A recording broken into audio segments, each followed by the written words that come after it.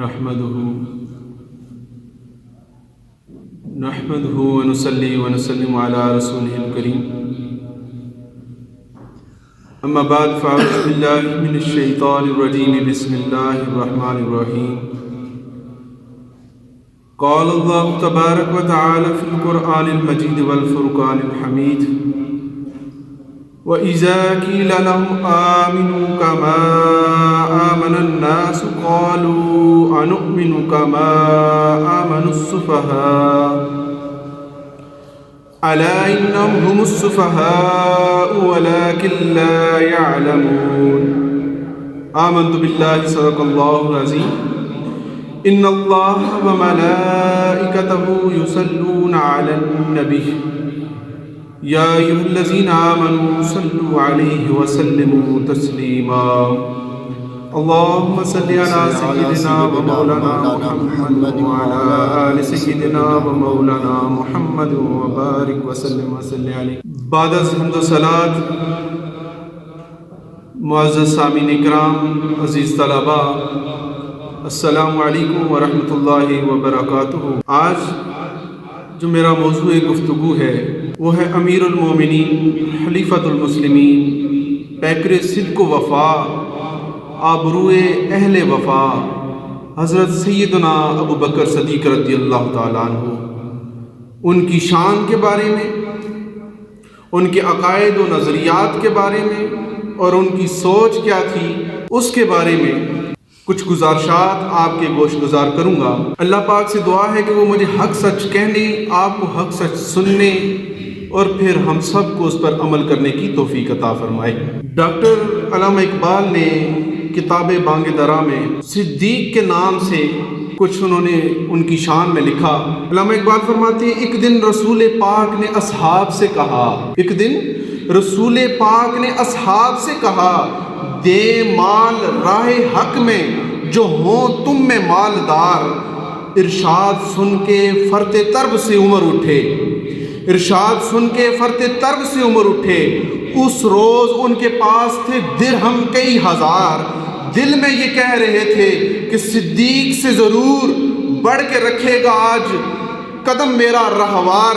پوچھا حضور سرور عالم نے اے عمر، پوچھا حضور سرور عالم نے اے عمر، اے وہ کہ جوش حق سے تیرے دل کو ہے قرار. رکھا ہے کچھ عیال کی خاطر بھی تو نے کیا؟ مسلم ہے اپنے خویش و اقارب کا حق گزار. کی عرض نصف مال ہے فرزند و زن کا حق. عمر نے عرض کیا کی عرض نصف مال ہے فرزند و زن کا حق. باقی جو ہے وہ ملت بیدا پہ ہے نثار. اتنے میں وہ رفیق نبوت بھی آ گیا، اتنے میں وہ رفیق نبوت بھی آ گیا، جس سے بنائے عشق و محبت ہے استوار. لے آیا اپنے ساتھ مرد وفا سرشت، ہر چیز جس چشم جہاں میں ہو اعتبار. بولے حضور چاہیے فکر عیال بھی، بولے حضور چاہیے فکر عیال بھی. کہنے لگا وہ عشق و محبت کا رازدار بھی. اے تجھ سے دیدہ میں و انجم فروغ گیر، اے تیری ذات باعث تکوین روزگار. پروانے کو شمع ہے بلبل کو پھول بس، پروانے کو شمع ہے بلبل کو پھول بس. صدیق کے لیے ہے خدا کا رسول بس. کون کہتا ہے کہ دوستی برباد کرتی ہے؟ دوست ہو ابو بکر جیسا تو دنیا 1400 سال بعد بھی یاد کرتی ہے. شرط کہ دوست کیسا ہو؟ ابو بکر جیسا ہو، تو پھر دنیا 1400 سال بعد بھی یاد کرتی ہے. حضرت ابو بکر صدیق رضی اللہ تعالیٰ عنہ، آپ جب ابتدائی اسلام میں جب کوئی اسلام قبول کر لیتا تھا تو وہ اپنا ایمان مخفی رکھا کرتا تھا. مکہ کے اندر وہ اپنا آپ ظاہر نہیں کرتا تھا کہ میں مسلمان ہو گیا ہوں. وہ اپنی جو بھی عبادات ہوتی تھیں وہ مخفی رہ کر کیا کرتے تھے. تو جب مسلمانوں کی تعداد پہنچی نا 38 تک، تو حضرت ابو بکر صدیق رضی اللہ تعالیٰ عنہ نے کہا کہ یا رسول اللہ، ہمیں کھلا دین کی تبلیغ کرنی چاہیے. حضور پہلے تو نہ مانے، لیکن جب حضرت ابو بکر صدیق رضی اللہ تعالیٰ عنہ نے اصرار کیا تو حضور نبی کریم صلی اللہ علیہ وسلم نے کہا ٹھیک ہے، جیسے تم کہتے ہو چلو کھلا کرتے ہیں. تو وہ 38 کے 38 افراد مکہ میں خانہ کعبہ کے اندر اکٹھے ہوئے اور وہاں پر تاریخ اسلامی تاریخ کے اندر جو پہلا خطبہ دیا گیا وہ سیدنا ابو بکر صدیق رضی اللہ تعالیٰ عنہ نے دیا. سبحان اللہ. اور اسی روز حضور نبی کریم صلی اللہ علیہ وسلم کے چچا حضرت امیر حمزہ بھی ایمان لائے. تعداد ہوگی 39. اس کے 3 دن بعد, اس واقعے کے 3 دن بعد حضرت عمر رضی اللہ تعالیٰ عنہ ایمان لائے اور تعداد ہوئی 40. اس موضوع پہ پھر انشاءاللہ کس دن گفتگو کروں گا, بڑا دلچسپ موضوع ہے یہ بھی. لیکن ابھی آج کا جو موضوع ہے اسی کے اوپر میں رہتے ہوئے, حضرت سیدنا ابو بکر صدیق رضی اللہ تعالیٰ عنہ نے جب خطبہ دینا شروع کیا تو اہل کفار اکٹھے ہو گئے اور انہوں نے مسلمانوں پر تشدد شروع کر دیا, اور انہوں نے حضرت سیدنا ابو بکر صدیق رضی اللہ تعالیٰ عنہ پر بھی اتنا شدید تشدد کیا کہ آپ لہو لوہان ہو گئے, آپ کے جسم زخموں سے چور چور ہو گیا, خون بہنا شروع ہو گیا. اور اتنے میں جب خبر پہنچی بنو تیم ابو بکر صدیق رضی اللہ تعالیٰ عنہ کو جو قبیلہ تھا ان تک, وہ آ گئے. وہ آئے اور حضرت ابو بکر کو اٹھا کر ان کے گھر میں لے گئے. جب گھر میں لے گئے تو کہتے ہیں کہ روایت کے اندر آتا ہے کہ حضرت ابو بکر صدیق رضی اللہ تعالیٰ عنہ کی ایسی حالت تھی کہ ان کے بچنے کی کوئی امید نہیں تھی. لوگ یہ سمجھتے تھے کہ اب ابو بکر زندہ نہیں بچیں گے, ان کی حالت اتنی تشویشناک ہو گئی تھی. تو آپ کے جو قبیلے کے لوگ تھے انہوں نے آ کر اعلان کیا کہ اگر اس حادثے کی وجہ سے ابو بکر صدیق رضی اللہ تعالیٰ عنہ آپ اگر اس دنیا سے چل بستے ہیں تو ہم اس کا بدلہ لیں گے اور اس کے بدلے میں عتبہ بن ربیہ کو قتل کریں گے, کیونکہ اس نے بہت زیادہ تشدد کیا. وہ اعلان کر کے جب گھر آئے, ہلکا ہلکا سا سیدنا ابو بکر صدیق رضی اللہ تعالیٰ عنہ کو ہوش آنا, اور جیسے ہی آپ ہوش میں آئے تو آپ کی زبان پر جو پہلے الفاظ تھے وہ الفاظ سن کر آپ کا ایمان بھی جگمگا اٹھے گا. جیسے ہی ہوش میں آئے پوچھا میرے رسول کا کیا حال ہے. آپ کے قبیلے کے لوگ پوچھنے لگے اسی کی وجہ سے تو اس نوبت تک پہنچا ہے اور اب بھی تیری زبان پر اسی کا نام ہے. تو قبیلے کے لوگ ناراض ہو کر چلے گئے اور آپ کی والدہ ام خیر سے کہا کہ اس کو کھانے کے لیے کچھ دیں. تو آپ کی والدہ جب کھانے کے لیے کچھ لے کے گئیں تو حضور نے فرمایا نہیں, پہلے مجھے بتاؤ کہ میرے رسول کا کیا حال ہے. آپ کی والدہ کہنے لگی میں کیسے معلوم کروں کہ ان کا کیا حال ہے. تو حضرت ابو بکر صدیق رضی اللہ تعالیٰ نے کہا کہ حضرت عمر رضی اللہ تعالیٰ عنہ کی بہن جو ام جمیل ہے ان کے پاس جائیے, ان سے دریافت کیجیے کہ حضور کا حال کیسا ہے. تو جب آپ کی والدہ ان کے دروازے پر پہنچی اور کہا کہ رسول کا کیا حال ہے, ان کی طبیعت کیسی ہے, تو وہ کہنے لگی کون رسول. اس ٹائم ایمان مخفی رکھا جاتا تو وہ بھی ایمان لے آئی تھی لیکن اپنا ایمان ظاہر نہیں کر رہی تھی کہ کہیں مجھ پر بھی تشدد نہ کیا جائے. اور پھر کہنے لگی کہ مجھے پتہ چلا ہے تیرے بیٹے کے ساتھ بہت ظلم و زیادتی ہوئی ہے, اگر تو کہے تو میں تیرے ساتھ چلوں اس کا حال دریافت کرنے. بیچ میں تو تڑپ تھی نا, کیونکہ وہ بھی ایمان والی تھیں اور حضرت ابو بکر صدیق بھی ایمان والے تھے, تو ان کے دل میں تڑپ تھی. تو آپ نے کہا کہ کیوں نہیں میرے ساتھ چلے. تو ام جمیل ام خیر کے ساتھ سیدنا ابو بکر صدیق رضی اللہ تعالیٰ عنہ کی والدہ کے ساتھ چل پڑی. جب گھر پہنچی تو حال دریافت کیا تو ابو بکر صدیق نے کہا کہ رسول کریم صلی اللہ علیہ وسلم کا حال کیسا ہے. تو آپ تھوڑا سا ہچکچائیں تو سیدنا ابو بکر صدیق نے کہا, اشارہ انہوں نے ام خیر کی طرف کیا, تو حضور نے فرمایا ان سے گھبرانے کی ضرورت نہیں, تو مجھے حال ان کا بتاؤ. تو انہوں نے کہا کہ حال ان کا بہتر ہے. تو لیکن آپ کو تسلی نہ ہوئی. آپ کی والدہ کھانے کے لیے لے کے آئیں لیکن آپ نے قسم اٹھا لی کہ جب تک میں رسول کریم کو دیکھ نہیں لیتا اس وقت تک نہ میں کچھ کھاؤں گا اور نہ میں پیوں. پھر مغرب کے وقت ام خیر اور ام جمیل آپ کو لے کر حضور کے پاس گئیں. حضور اس ٹائم دار ارقم صحابی رسول تھے, ان کے گھر میں تشریف فرما تھے. تو جب ابو بکر وہاں پر پہنچے تو حضور نے اٹھ کر ان کا استقبال کیا, گلے لگا کر ان سے ملے اور رو رو کر ایک دوسرے کو دکھڑے سنائے.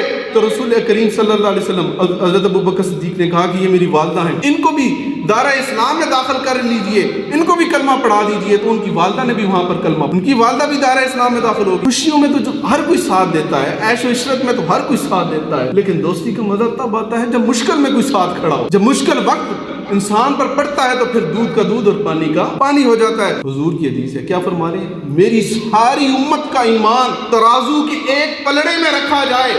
اب اس ساری امت میں اصحاب بھی شامل ہیں, تابعین بھی شامل ہیں, غوث کتب ابدال بھی شامل ہیں, ان سب کا ایمان حضور نبی کریم صلی اللہ علیہ وسلم فرما رہے ہیں کہ ترازو کے ایک پلڑے میں رکھا جائے, اور ابو بکر صدیق کا اکیلے کا ایمان ایک پلڑے میں رکھا جائے تو ابو بکر صدیق کا ایمان پھر بھی سب سے وزنی نکلے گا. ابو بکر صدیق کا ایمان پھر بھی سب سے مضبوط نکلے گا. یہ وہ ایمان تھا, وہ عقیدہ تھا. حضور نبی کریم صلی اللہ علیہ وسلم کی ایک اور حدیث سے فرمایا کہ جس شخص کے بھی سامنے اسلام میں نے پیش کیا, اس نے مجھ سے دلیل مانگی, معجزہ مانگا. ایک ابو بکر صدیق تھا جس کے پاس میں نے جو ہی اسلام کا پیغام پہنچایا تو اس نے حق کے اقرار کے لیے ذرا سا بھی توقف نہیں کیا, وہ ذرا سا بھی ہچکچایا نہیں, اس نے کوئی دلیل نہیں مانگی, کوئی معجزہ نہیں مانگا, وہ فوراً میرا کلمہ پڑھ لیا.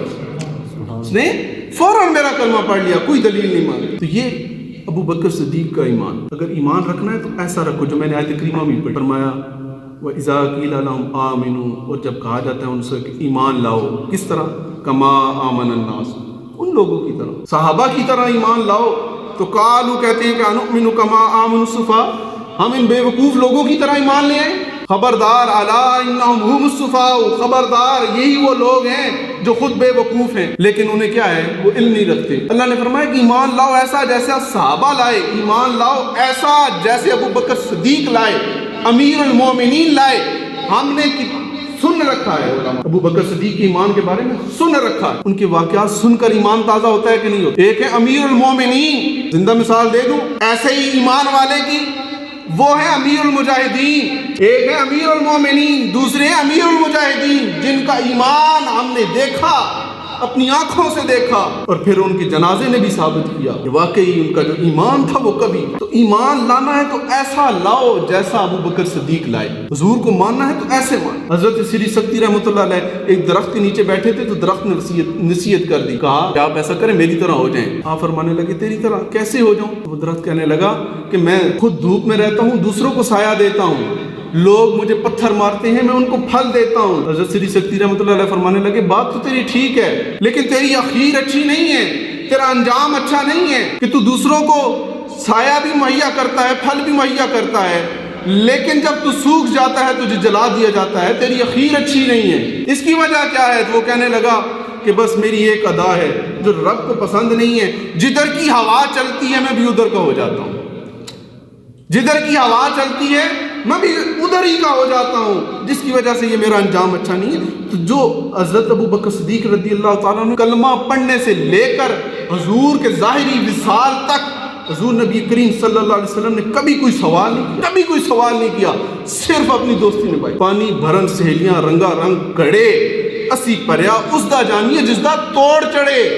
ابو بکر صدیق رضی اللہ تعالیٰ نے آخری دم تک رسول کریم کے ساتھ وفاداری. حضرت عمر رضی اللہ تعالیٰ عنہ کی حدیث ہے, صحیح بخاری میں, آپ فرماتے ہیں کہ حضور نے فرمایا 1400 صحابہ کو مدینہ میں چلو عمرہ کرنے چلتے. عمرہ کی غرض سے چل پڑے. میقات مدینہ سے احرام باندھا گیا, 1400 صحابہ نے احرام باندھا, احرام باندھ کر چل پڑے. جب حدیبیہ کے مقام پر پہنچے نا تو کفار مکہ نے سوچا کہ حضور آ رہے ہیں اور 1400 صحابہ کا لشکر بھی ہے ساتھ, تو انہوں نے سمجھا کہ شاید جنگ کی غرض سے آ رہے ہیں. پھر صلح حدیبیہ بڑا مشہور ہے, وہاں پر پھر شرائط رکھی گئی, اور وہ شرائط ایسی تھیں کہ بظاہر ایسا لگتا تھا کہ مسلمان دب کر کسی کے دباؤ میں نہیں آ جاتا, کہ مسلمان دباؤ میں آ کر ان صلح کو مان رہا ہے, لیکن ایسا تھا نہیں. شرائط کیا تھی؟ کہ شرائط یہی تھی کہ آپ اس سال عمرہ بھی نہیں کریں گے, اگلے سال عمرہ کریں گے. اگر اس عرصے کے دوران ہمارا کوئی مکہ کا بندہ آپ کے پاس مدینہ چلا جاتا ہے تو آپ نے ہمارا بندہ واپس کرنا ہوگا,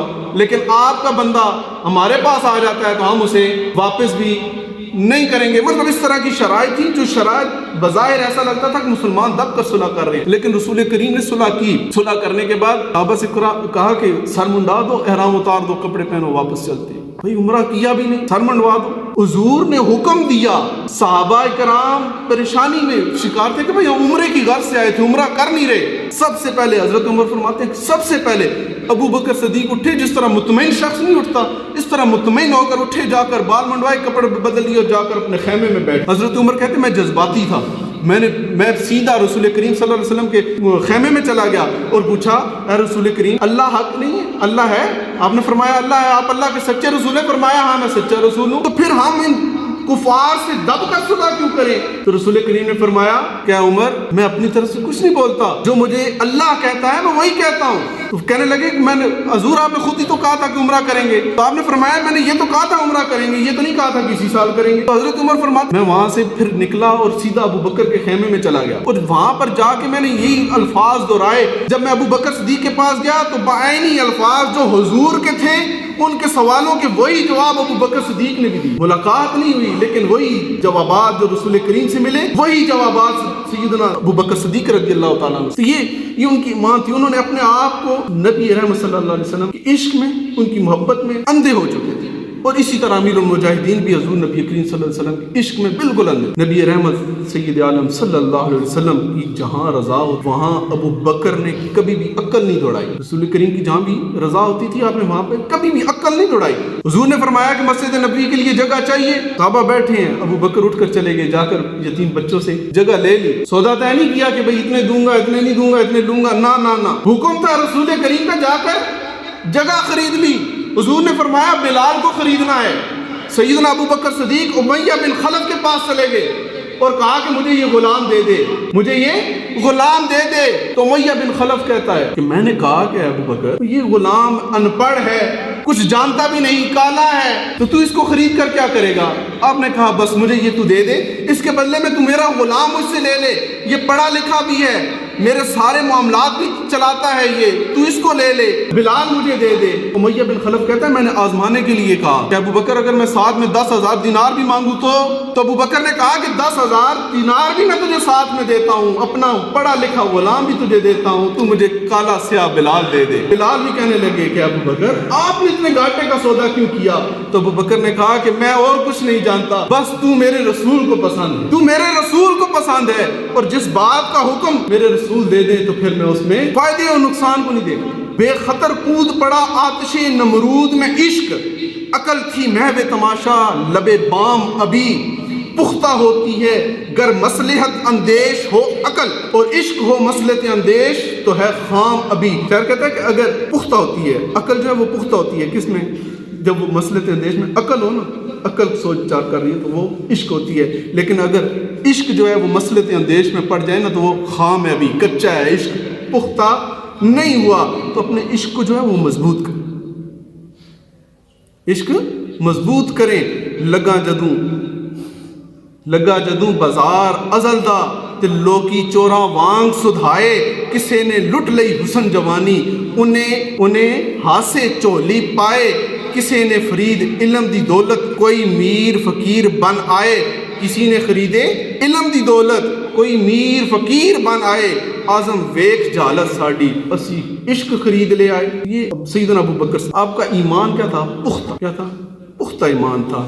مشکات شریف کی حدیث ہے کہ حضور نبی کریم صلی اللہ علیہ وسلم بیٹھے تھے, ایک طرف عمر بیٹھے ایک طرف ابو بکر بیٹھے. تو حضور نے دعا فرمائی اور کہا کہ ابو بکر رب نے میرے 70,000 امتیوں کو بخش. تو ابو بکر صدیق کہنے لگے کہ حضور تھوڑے ہیں, مزید دعا فرمائیے, تھوڑے ہیں مزید دعا فرمائیے. رسول کریم نے کہا کہ ابو بکر رب نے رمضان کی ہر رات کو 70,000 میری امتیوں کو بخش دیا کرے. تو آپ پھر بھی کہنے لگے کہ حضور تھوڑے ہیں. حدیث لمبی ہے, میں مختصر سی بیان کروں. اور دعا فرمائیے. رسول کریم نے کہا کہ ابو بکر رب کہہ رہا ہے کہ میں اپنی رحمت کے چلو میں ایک چلو ماروں گا, اس چلو میں جتنے بھی آ گئے میں کیا کروں گا؟ بخش. اس اللہ کی رحمت کے چلو میں جتنے بھی امتی آ گئے ان کو رب تعالیٰ بخش دے گا. تو ابو بکر صدیق رضی اللہ عنہ فرمایا حضور تھوڑے اور بھی دعا فرمائیے. عمر بیٹھے تھے, عمر کہنے لگے ابو بکر اب بس کر. تو ابو بکر نے کمال جملہ کہا, انہوں نے کہا کہ عمر اللہ دے رہا ہے, نبی لے رہے ہیں, تیرا میرا کیا جاتا ہے؟ اللہ دے رہا ہے, نبی لے رہا ہے, تیرا میرا کیا جاتا ہے؟ امت کا بھلا ہو جائے گا.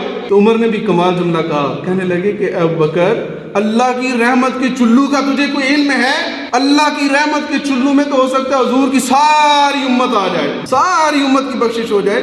تو حضور نے فرمایا کہ ابو بکر جو ہے نا وہ میری امت کی لوگوں کی بھلائی چاہنے میں جلدی کر. کسی سے حضور ناراض ہو جاتے نا تو ابو بکر صدیق رضی اللہ عنہ فوراً سفارشی بن کر آپ کی بارگاہ میں پیش ہو جائے, حضور معاف فرما دیں. آپ بھلائی چاہنے والے تھے, لوگوں کی بھلائی چاہنے والے تھے. حضور نبی کریم صلی اللہ علیہ وسلم کی ترمذی شریف کی حدیث ہے, حضور نے فرمایا مال چاہیے تو کوئی 10% لے کے آیا, کوئی 20%, کوئی 30%, کوئی 40%. حضرت عمر رضی اللہ عنہ فرماتے ہیں میں نے اپنا جو گھر کا مال تھا میں نے اس کا آدھا ایسا کیا, آدھا ایسا گھر والوں کے لیے رکھا, آدھا ایسا حضور کی بارگاہ میں لے آیا. اور دل میں یہ سوچ رہا تھا کہ آج میں ابو بکر سے بازی لے جاؤں گا. جب پہنچے آپ کی بارگاہ میں حضرت عمر بھی سامان لے کر پہنچے. حضور نے پوچھا کہ کیا لائے ہو؟ آپ نے فرمایا کہ آدھا گھر چھوڑ آیا ہوں, جیسے علامہ اقبال کی نظم میں نے شروع میں بتایا, آدھا چھوڑ آیا ہوں, آدھا لے آیا ہوں. تو جب ابو بکر صدیق رضی اللہ تعالیٰ عنہ آئے تو حضور نے پوچھا, یہ نہیں پوچھا کیا لائے ہو, حضور نے پوچھا ابو بکر گھر کیا چھوڑ کر آئے ہو. حضور نے پوچھا ابو بکر گھر کیا چھوڑ کر آئے ہو؟ ابو بکر صدیق رضی اللہ تعالیٰ عنہ فرمانے لگے پروانے کو شمع ہے اور بلبل کو پھول بس. صرف پروانہ نہ, ایک کسی شاعر نے لکھا کہ پروانہ, ایک پروانہ دوسرے پروانے کے پاس گیا, اس نے کہا کہ وہاں شمع جل رہی ہے, تو اس پروانے نے کہا کہ تو پروانہ نہیں ہے, تو اگر پروانہ ہوتا تو یہاں پہ مجھے بتانے نہ آتا, تو سیدھا شمع کے پاس جاتا, کیونکہ پروانہ شمع کا عاشق ہے. پروانے کو شمع ہے بلبل کو پھول بس, پروانے کو شمع ہے بلبل کو پھول بس, صدیق کے لیے ہے خدا کا رسول بس. آپ نے کہا کہ یا رسول اللہ میں گھر میں صرف اللہ اور اللہ کا رسول چھوڑ آیا ہوں. آج کل گاڑیوں کے پیچھے بھی لکھا ہوتا ہے, ہم بھی وہ جدھر کی آواز چلتی ہے ادھر چل پڑتے ہیں گاڑیوں کے پیچھے, بس میرے لیے اللہ ہی کافی, میرے لیے اللہ ہی کافی ہے, اللہ ہی کافی ہے. تو یہ ابو بکر کا عقیدہ دیکھیں نا, انہوں نے یہ نہیں کہا کہ میرے لیے, یہ نہیں کہا کہ میں گھر میں صرف اللہ چھوڑ آیا ہوں, کہا اللہ اور اللہ کا رسول چھوڑ آیا ہوں. اور جس کو اللہ منوا رہا ہے اس کو بھی تو مانو نا, اللہ ہی کافی ہے. لیکن اللہ جس کو منوا رہا ہے اس کو بھی تو مانو. رسول کریم صلی اللہ علیہ وسلم نے ذاتی کاموں کے لیے نا ابو بکر صدیق رضی اللہ تعالیٰ عنہ کو کہا. یہ بات جو ابھی میں بتانے لگا ہوں یہ امام فخر الدین رازی نے تفسیر کبیر کے اندر نقل کی ہے. آپ فرماتے ہیں کہ حضور نبی کریم صلی اللہ علیہ وسلم نے چاندی کی ایک انگوٹھی ابو بکر کو دی اور کہا کہ جا کر نا اس کے اوپر اللہ کا نام لکھوا لاؤ. تو ابو بکر صدیق رضی اللہ تعالیٰ عنہ مصور کے پاس گئے اور کہا اس کے اوپر اللہ کا نام لکھ. دل میں خیال آیا نا اللہ کا نام, صرف اللہ کا, کہنے لگے نہیں, اس طرح کر اللہ اور محمد دونوں کا نام لکھ, انگوٹھی کے اوپر اللہ اور محمد دونوں کا نام لکھ دے. مصور سے انگوٹھی کے اوپر اللہ اور محمد دونوں نام لکھوا کر ابو بکر صدیق جب رسول کریم کی بارگاہ میں آئے, رسول کریم کو انگوٹھی پیش کی, پیچھے ہٹے, رسول اللہ نے انگوٹھی دیکھی تو اور کہا کہ ابو بکر میں نے تجھے ایک نام کا بولا تھا, تو اس کے اوپر 3 نام لکھوا کے لے آیا ہے, تو اس کے اوپر 3 نام لکھوا کے لے آیا ہے. تو ابو بکر فرماتے ہیں میں پریشان ہو گیا, یا رسول اللہ 3 نام نہیں, رسول کریم میں نے 2 ہی نام لکھوائے ہیں, ایک اللہ کا اور ایک اللہ کا اور ایک محمد کا, میں نے 2 ہی نام لکھوائے ہیں. تو رسول کریم پاس آئے اور آ کر ابو بکر کا ماتھا چوما, اور ابو بکر کہنے لگے یا رسول اللہ کیا ہوا ہے؟ تو رسول کریم نے کہا کہ ابھی جبریل آئے تھے, انہوں نے کہا ہے کہ اے اللہ کے حبیب, اے اللہ کے محبوب, ابو بکر نے یہ گوارا نہیں کیا کہ محبوب کا نام محب سے جدا ہو, محمد کا نام اللہ سے جدا ہو, یہ ابو بکر نے گوارا نہیں کیا, اور پھر اللہ نے بھی یہ گوارا نہیں کیا کہ ابو بکر محمد سے جدا ہو جائے.